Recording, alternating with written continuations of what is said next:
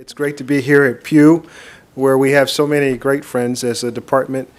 You all have been a trusted and loyal convener, proselytizer of the truth, and so we really appreciate the work that Pew does to help not only the federal government but state and local governments find the path forward, not only for themselves but for the American people.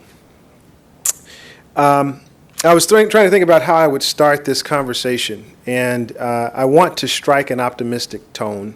I'm going to try really hard to strike an optimistic tone. And I thought I would start by telling a story from my own life, a true story about my grandparents with whom I grew up, and my mom. My grandparents were on a fixed income most of my life. They had been school teachers and then retired. And as I was coming along, they would occasionally find themselves in a quandary between all the expenditures they had to take care of.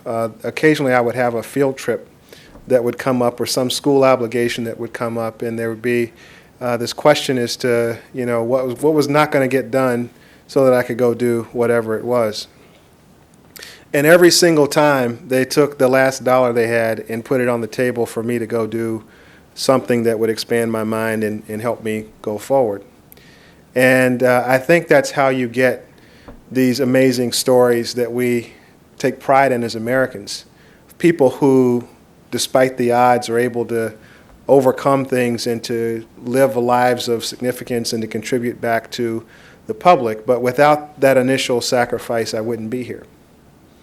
And when I think about transportation in many ways, the cumulative, when you accumulate all of the transportation that has been placed in this country, making us the safest, most efficient, and effective transportation system in the world, it's really the product of generations investing in future generations, in much the same way as my grandparents. And the challenge that we face today, I think, isn't a nuts and bolts challenge. It's not a steel and concrete challenge. It's a challenge of what are we made of as a country? What are we about, and are we really willing to do what it takes to put the next generation on a course to be successful? Now, I say that as the father of a 10-year-old daughter and an 8-year-old son. My daughter will be 40 in 2045. My son will be 38, and I'm doing everything I can as a parent to give them everything I can so that they can be successful. But there are some things that we as individual parents can't do for our kids. There's some things we do together as a society, and infrastructure is one of those things. And I think the question that we all have to ask ourselves as we look at where we are as a country, recognizing that the world has flattened a little bit. There are countries that were so-called third world countries 30, 40 years ago that are now edging their way into the 21st century very boldly. They're building infrastructure to compete with us and to create opportunities for job growth in countries that need it as badly as we do. And so, in that sense, the world is catching up to us, and we're essentially staying flat. Now, we spent some time over the last couple of years trying to understand the dimensions of where we are as a country. And that, Sue, I appreciate you mentioning the Beyond Traffic report. And I want to, again, thank Pew for providing us with data and insights that have helped that report come to bear. But I wanted to talk a little bit about what Beyond Traffic really says. And really, we lay it out in 5 basic categories. The first category is how we move today versus how we'll move 30 years from now. And think about this. For those of you who had long commutes into this building today, think about what it's going to be like when we have 70 million more people competing for the same road space, the same space on the transit facilities, the same bicycle paths and pedestrian facilities that we have today. The reality is is that that 30-minute commute or 40-minute commute could end up becoming twice that in the next 30 years, if we're left with the same infrastructure, and frankly, if we maintain the infrastructure that we have. In addition to that, we're seeing growth patterns in some perhaps non-traditional places. First of all, millennials, which are now a larger demographic than the baby boom generation, have an entirely different relationship to transportation than the generations before. You know, when I was coming along back in the old days, the thing I wanted when I was 16 was a car. That's how I associated independence and status.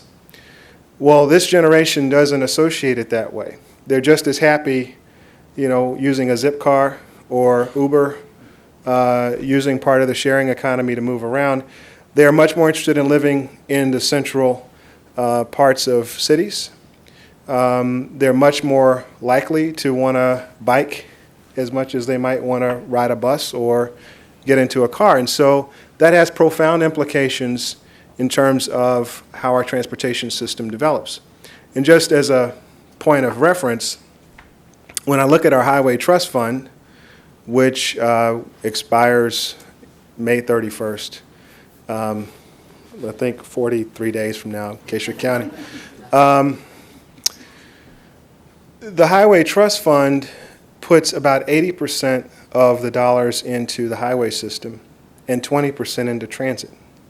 And so just imagine a generation that grows up being more transit dependent, more transit friendly, and 20% of the dollars that we're putting in the surface system are going to transit. And then the last point on the demographics has to do with the fact that we're seeing much more of the new growth coming into the southeast and into the western parts of the country. And these are parts of the country I know a little bit about because I come from southeast. And in the southeast, there's not as much of a tradition of transit, much more auto-dependent. And again, as you mix in the millennials into those growth numbers, we may find ourselves in a place where the congestion in the south and the west gets much, much, much worse than it is today. And the quality of life goes with it. The second overall trend that we looked at in Beyond Traffic is how we will move things. In other words, how does commerce potentially change over the next 30 years? So we know that we're going to see a 45% increase in freight travel over the next 30 years. And much of that truck congestion. So you add in 70 million more people, you add in 45% more freight, you're going to get a multiplier effect on our roadways. And in addition to that, there are some technologies out there that we think could be potentially game-changing. 3D printing, for instance, could change the nature of distribution of goods in the country. Obviously, there's a lot of discussion about drones and how that might change the utility of our road systems for moving goods. Those are things yet to be determined, but the fact of the matter is we're going to have to move more stuff around the country. And so that means that there's going to be even more stress on our systems.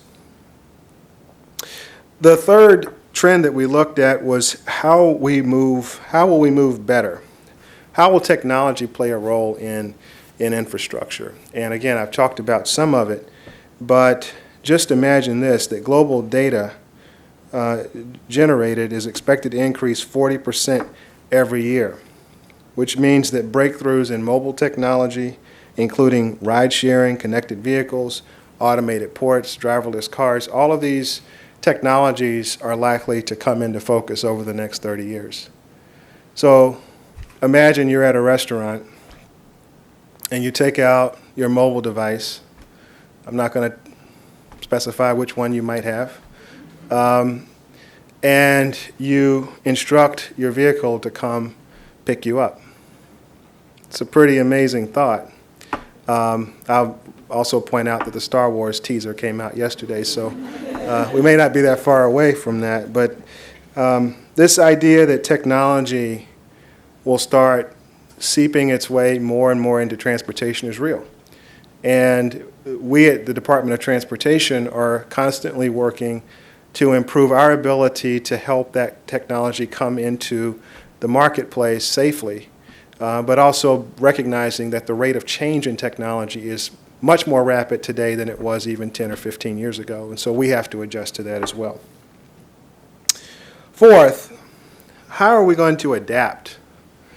This is really focused on climate, and a couple of points here. I don't have to tell you how devastating Hurricane Sandy was, or Katrina for that matter. What I can tell you, though, is that we have taken a lot of lessons from these events in how our infrastructure is built. And I'll give you one quick example. The New York City subway system, part of which flooded during Hurricane Sandy, a lot of the wires were below the track. So just imagine a lot of water coming in, overwhelming the wiring in the track, making it unusable for many days afterwards. And as a result of that, we have now worked with the state of New York and the authority up there to put in thicker coating around the wires and to raise the wires to the ceiling. And we're also putting in more resilient infrastructure in New Jersey and all parts of the Northeast as a result. But the question that this raises is, how should we build everywhere? What learnings from that kind of experience should follow as we build in other parts of the country? And this is an issue that we're going to continue grappling with, but we've learned a lot from the Sandy experience. You know, anybody seen any potholes lately? That's another challenge that we have that's weather related. And as we have more harsh and brutal winters, you can expect that there are going to be more and more potholes. And this is, coming from local government, I can tell you this is a big challenge because while we pay for big infrastructure projects to get built using capital dollars and borrowing against those, a lot of times we're using year-to-year money to pay for pothole resurfacing and so forth. And when governments start to get an outsized pothole bill, they start making different choices about how aggressively to attack those potholes. And so as weather gets worse and city and state budgets get more strained, you could see a deterioration in the level of maintenance in our highways and our roads. And again, we act as if that's not an expense, but as someone who's just had to get his suspension replaced, there is actually a cost to that. And I think the folks that really appreciate these potholes are the mechanics, because they end up getting a lot better deal. But my point in saying all this is that we do have some challenges that are climate related that are part of how we need to look at the future of transportation. And finally, how do we align our decisions in dollars? And this is my favorite part of the whole report. It comes last, but it's actually my favorite. And the reason why is because I don't think the public has any idea how complicated transportation is in terms of how something actually gets done. Because there is usually a federal component, a state component, a local component. And the decision making is usually pretty splintered. And frankly, when you look at the different ways you can travel, all of them have different governance mechanisms. For example, our highways are mostly state, our transit systems are mostly local, our aviation system is mostly federal, our freight rail system is mostly private. And so when you think about how our country is actually going to address the long-term deep transportation challenges we have, there's no one place you can go to have those challenges addressed. It actually has to be a team effort. And so we point out in the report that as we think about taking on the big challenges of the 21st century, it's going to really involve all of those players, the public and the private, the state and the local, the federal. All of us are going to have to play a role in trying to help us get there.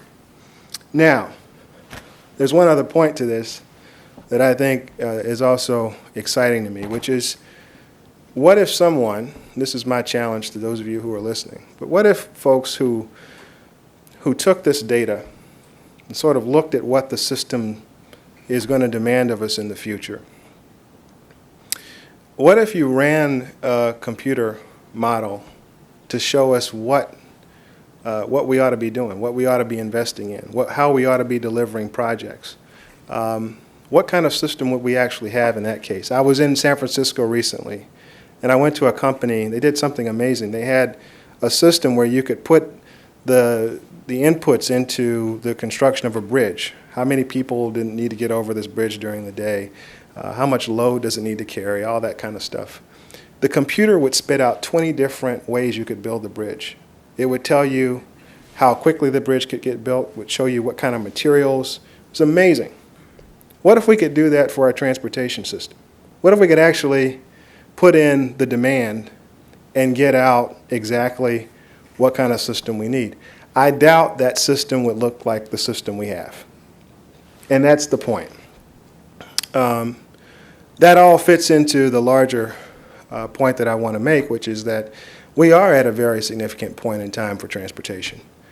We do have an extension that's about to expire in May. Our aviation authorization is going to expire in September. We have a pipeline bill that needs to be done, a rail bill that needs to be done. So there's an awful lot of opportunity to make some good, bold decisions about transportation. And the rest of the world is looking at us and saying, is America going to handle its business? So we'll be working as a department to continue laying bare the challenges we face going forward. We'll continue to advocate for solutions that help this country move forward in a way that's sensible, a way that makes the kind of investments we need for the future. And we appreciate the work and the listening of all the stakeholders who give us more input, help us think better about these things, and help the country move forward. So with that, I want to thank all of you, and I appreciate your time.